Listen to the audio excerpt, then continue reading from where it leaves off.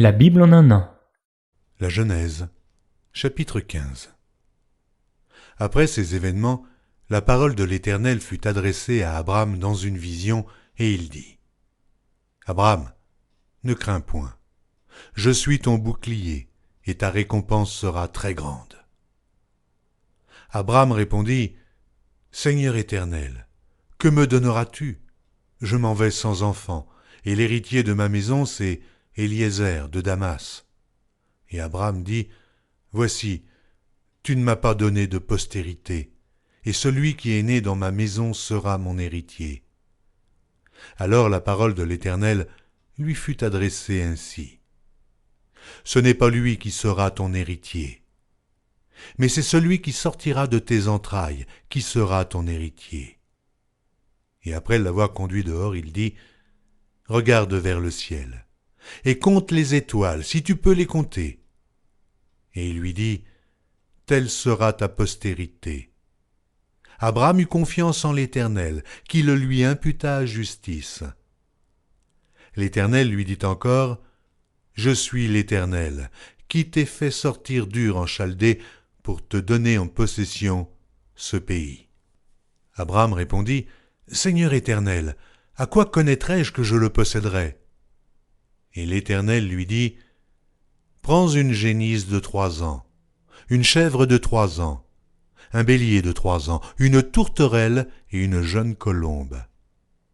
Abraham prit tous ces animaux, les coupa par le milieu et mit chaque morceau l'un vis-à-vis de l'autre.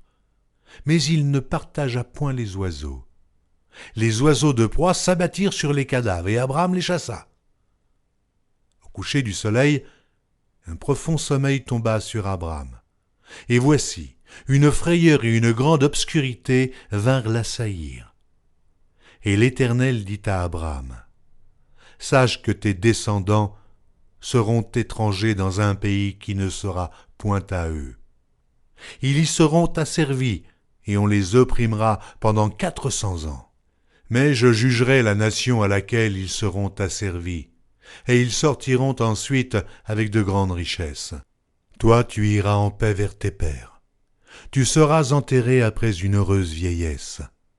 À la 4e génération, ils reviendront ici, car l'iniquité des Amoréens n'est pas encore à son comble.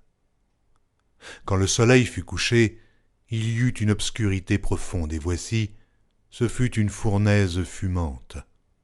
Et des flammes passèrent entre les animaux partagés. En ce jour-là, l'Éternel fit alliance avec Abraham et dit : Je donne ce pays à ta postérité, depuis le fleuve d'Égypte jusqu'au grand fleuve, au fleuve d'Euphrate. Le pays des Kéniens, des Kénisiens, des Cadmoniens, des Étiens, des Phéréziens, des Réphaïm, des Amoréens, des Cananéens, des Girgasiens et des Jébusiens. La Genèse, chapitre 16. Saraï, femme d'Abraham, ne lui avait point donné d'enfant. Elle avait une servante égyptienne nommée Agar. Et Saraï dit à Abraham : Voici, l'Éternel m'a rendu stérile. Viens, je te prie, vers ma servante. Peut-être aurai-je par elle des enfants. Abraham écouta la voix de Saraï. Alors Saraï, femme d'Abraham, prit Agar, l'Égyptienne, sa servante, et la donna pour femme à Abraham, son mari. Après qu'Abraham eut habité 10 années dans le pays de Canaan, il alla vers Agar et elle devint enceinte. Quand elle se vit enceinte, elle regarda sa maîtresse avec mépris. Et Saraï dit à Abraham : L'outrage qui m'est fait retombe sur toi. J'ai mis ma servante dans ton sein, et, quand elle a vu qu'elle était enceinte, elle m'a regardé avec mépris. Que l'Éternel soit juge entre moi et toi. Abraham répondit à Saraï : Voici, ta servante est en ton pouvoir. Agis à son égard comme tu le trouveras bon. Alors Saraï la maltraita, et Agar s'enfuit loin d'elle. L'ange de l'Éternel la trouva près d'une source d'eau dans le désert, près de la source qui est sur le chemin de Chour.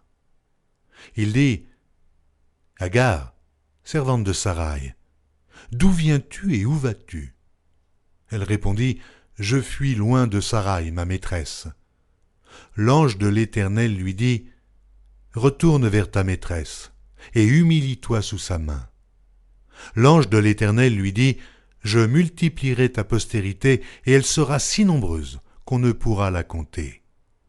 L'ange de l'Éternel lui dit, voici, tu es enceinte, et tu enfanteras un fils à qui tu donneras le nom d'Ismaël, car l'Éternel t'a entendu dans ton affliction.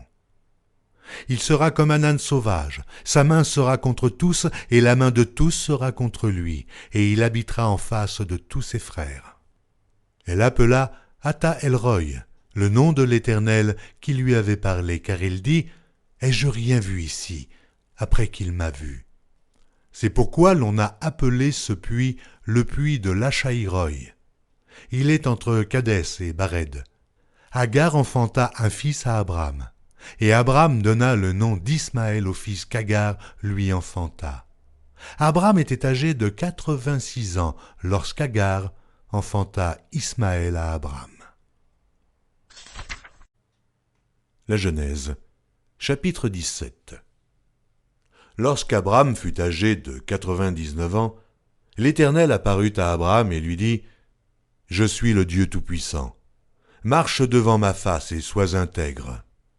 J'établirai mon alliance entre moi et toi, et je te multiplierai à l'infini. » Abram tomba sur sa face, et Dieu lui parla en disant, « Voici mon alliance que je fais avec toi. Tu deviendras père d'une multitude de nations.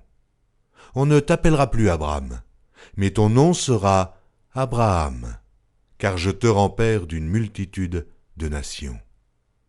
Je te rendrai fécond à l'infini, je ferai de toi des nations, et des rois sortiront de toi. J'établirai mon alliance entre moi et toi, et tes descendants après toi, selon leur génération. Ce sera une alliance perpétuelle, en vertu de laquelle je serai ton Dieu, et celui de ta postérité après toi. Je te donnerai, et à tes descendants après toi, le pays que tu habites comme étranger, tout le pays de Canaan, en possession perpétuelle, et je serai leur Dieu. Dieu dit à Abraham, « Toi, tu garderas mon alliance, toi et tes descendants après toi, selon leur génération. C'est ici mon alliance que vous garderez entre moi et vous, et ta postérité après toi. Tout mâle parmi vous sera circoncis. Vous vous circoncirez, et ce sera un signe d'alliance entre moi et vous. À l'âge de 8 jours, tout mâle parmi vous sera circoncis selon vos générations, qu'il soit né dans la maison ou qu'il soit acquis à prix d'argent de tout fils d'étranger, sans appartenir à ta race. On devra circoncire celui qui est né dans la maison et celui qui est acquis à prix d'argent, et mon alliance sera dans votre chair une alliance perpétuelle. Un mâle incirconcis, qui n'aura pas été circoncis dans sa chair, sera exterminé du milieu de son peuple. Il aura violé mon alliance. » Dieu dit à Abraham, « Tu ne donneras plus à Saraï, ta femme, le nom de Saraï, mais son nom sera Sarah. Je la bénirai, et je te donnerai d'elle un fils. Je la bénirai, et elle deviendra des nations. Des rois de peuples sortiront d'elle. » Abraham tomba sur sa face. Il rit et dit en son cœur, « Naîtra-t-il un fils à un homme de 100 ans?